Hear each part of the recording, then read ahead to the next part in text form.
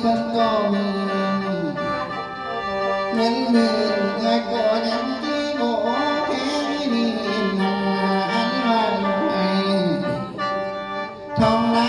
ผู้เพิ่นเป็นศรัทธาเพิ่นก็มีเงินแสนเพิ่นก็ยังบ่ไหวเพิ่นก็ปันให้คอยรักทางบ้านหมอปีละยังอยู่หลายแสนนับแต่เงิน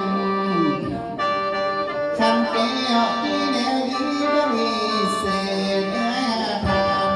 เพื่อเลี้ยวละพรแก้วที่ส่งคืนเนื้อก็ทำมือเศร้าเพื่อพรเขาเป็นมือแรงเนื้อทองลาเจ้าก็ทำมาแล้วไหลคืนมันคือเก่าเจ้าก็ทำสัมมีสัมผัสแถมใจดีให้ก็มีลาสีนากินทานมันอยู่ส่งได้ทำบุญสร้างที่กินทานมันโศกใหญ่ที่ไม่มาทอดแล้วรวยล้ำตลอดไปน้องผู้มีเงินล้านอย่าได้เงินขาดต่อทองล้านเจ้าผู้มีเงินปอกอย่าได้ตัดเสียดีพวงเมียดียืนนำกันก็เท่าอันมาบัวเมียเจ้าฟันกันคือเม็นเสือเด้อรักแก่บวงเมียดีน่าเฟื่อกันเสมอดังเสื้อสร้างพวกเงยยาได้ห่างละได้ผัวเสียกันไม่ดีหนอเฮ้ยโยมเหงามันละกินแหงลูกก็ละหายปานไม่ดีเหนื่อยผู้ทำบุญเลี้ยวให้เงยยืนนานนั้นกินแหงน้ำก็นายสั่งให้ได้ละเต้เป็นพุ่มกันที่พอใส่ก็มองใหญ่อันว่าทองสิเกี่ยวที่พอใส่ก็อยู่ส่งเมื่อได้สุขอยู่ยอดก็โดยเดชสมภารน้ำเด็ดผู้ทำการสร้างกับการงานมันยิ่งใหญ่เอ่ยได้รักเตือนเหงามันที่กินเขาก็หลายน้ำมันนี่เดินให้ได้อยู่เหงานั้นและกินปลาก็หลายต้องวันให้ได้สุขอยู่ยอดและบุญแก้วพลืองอันเนื่อยอันมาคุณพาพูดเธอลงมาแม่นสวยอันเนื่อยอันมาคุณพาทำเธอลงมาใส่กุ้งในอยู่ซุ่มรัดเต้น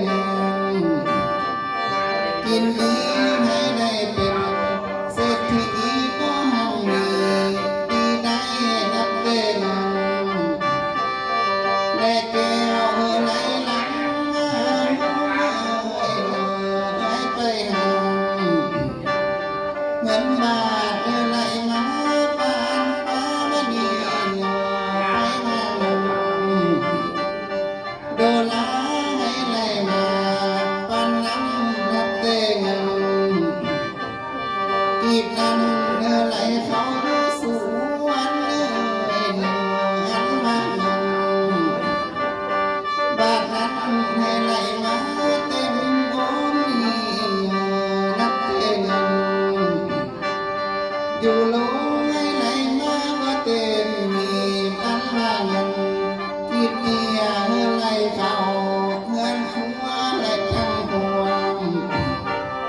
ทางเมียอยู่สบาย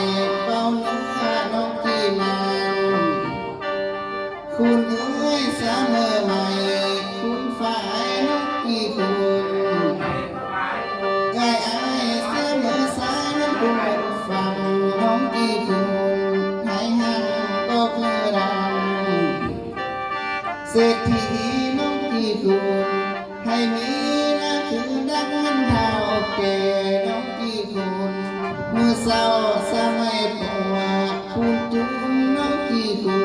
ลกลางคืนเสมอสายไม่คุณใครคอยกี่คุณให้ได้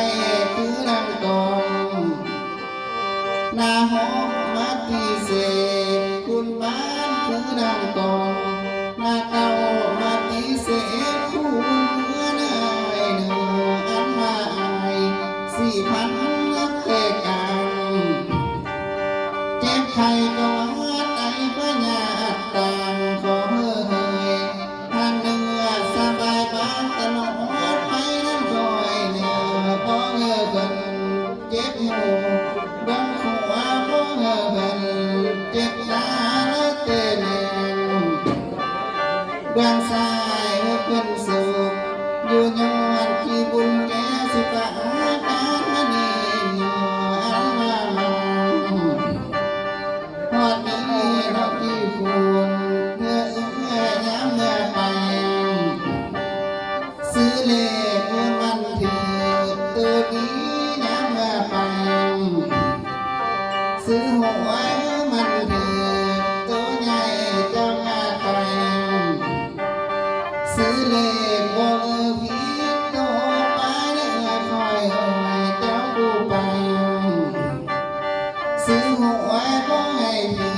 ดตัวท้ายเมื่อเต้นคอยย้ายและเข้าใส่ตัวกลมให้ได้เงินเต็มถงที่หอด400 ล้านเอ่ยผู้น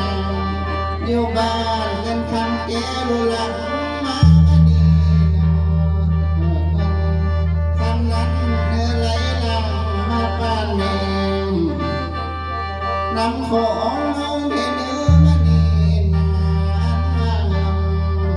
ำทองนั้นในละอีน้องมาปันแม่ก็น้ำดื่มให้มันไหลตื่มเข้าที่ปันน้ำให้ทหารเลี้ยน้องเนาะให้มันเห็นมาเข้าก็เหลือเงินไม่แน่นอังเฮ็ดเด้อไอ้หังน่ะมีนัดทุกสิ่งหน้าหนามีหอดหนวดควายมาทั้งหมูมาก็เป็ดไก่ทั้งรถใหญ่รถน้อยมาจอดอ้อมบ้านจนเหลือล้นก็อังเหมือนมันนี่เนาะ10 ปีนั้นเอ้ยโคงานได้นั่งเอาละเตยสั่ง1,000 ปี4,000อย่าได้เศร้าสุดดังตนดอกโมกที่ใส่อยู่แดงหอมถ้วยได้เนื้อสุดดังตนดอกหอมและแดงหอมก็เดือนหนาอันมาไต่ลมฟ้าบ่มีเพื่องามปานบ่เอ่ยอ้ายน้องขอลาให้สุขสักหลานละอยู่ไปก็จนเท่าอันมาหัวเมียเอ้ยนัดเต้นสู่เจ้าให้เป็นโคสีกังที่โพใสก็หอมใหญ่นัดเต้นพี่น้องได้กังหอมเศร้าเย็นก็เอ่ยเนาะกาตอนสุดท้ายน้องพี่ส่งความสุขลาไปน้ำเม็ดโจยาหนึ่งก่อนน้องพี่ส่งผ่อนใสลาไปน้ำเป็นจอกเหล่าอันมาจงเหล่านี้เทวบุตรมันก็หอมลงหานักเทเดว่าดามันก็หอมลงให้ท่านเจ้าเดือนพอทองอายุมันยืนยาววันนี้เนาะอันมาหลังเพื่อเอ้ยพวกเอ้ยยังที่หมดเทมาบุญเอานำมาลงเทอันน้ำแห้งยังที่หม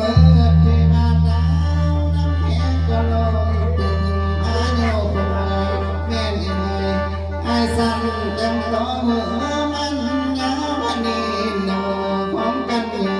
น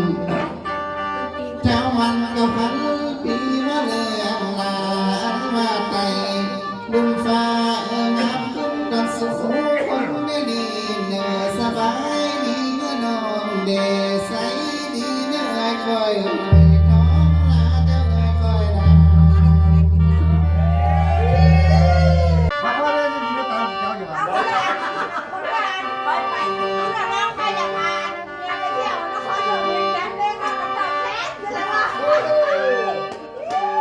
แม่น่ะได้ยินเราแฟนบอกแฟนได้ยินเราโอ้โหพี่น้องงานบุญเด้ยเด้อก็ดังมาแล้วลาดาสังกีตาเอามาด้วยแล้วได้มาเดินมาแล้วลาดาปากีตาเอาการเตะดาวสร้างน้อยที่วัดแม่เนื้อละวันไม่ดีเนื้อขันลาเดิน